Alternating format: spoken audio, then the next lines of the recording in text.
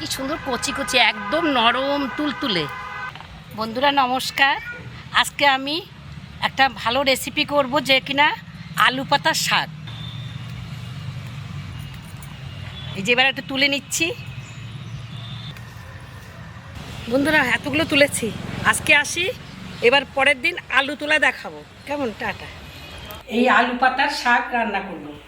বেগুনটাকে আগে একটু ভেজে নেব। একটু স্বাদ ব্যালেন্সের জন্য একটু চিনি দিলাম, তেল দিয়ে নিই, রসুন দিয়ে দিচ্ছি, একটু পেঁয়াজ কুচি দিয়ে দিলাম। আমি এবার কুচনো কাঁচা লঙ্কা দিয়ে দিলাম, কালো জিরে দিয়ে দিচ্ছি, সাদা জিরে দেবো, লবণ দিয়ে দিলাম, কালারের জন্য একটু হলুদ দিয়ে দিলাম, দিয়ে এবার এগুলো ভালো করে ভেজে নেব। ঘি দিলাম, এই শাকগুলোকে, আলু পাতার শাকগুলোকে দিয়ে দিলাম। এবার আমি 5 মিনিট ঢেকে রাখবো। বন্ধুরা এবার আমি শাকটাকে এবার একটু ঢাকনাটা উঠিয়ে নিচ্ছি। আমার আলু পাতার শাকটা হয়ে গেল। বেগুন ভাজা করে যে করলাম, যেইভাবে করেছি আপনারা ওইভাবে করবেন। শাক তো বেশি খায় না, শাক অল্পই খায়।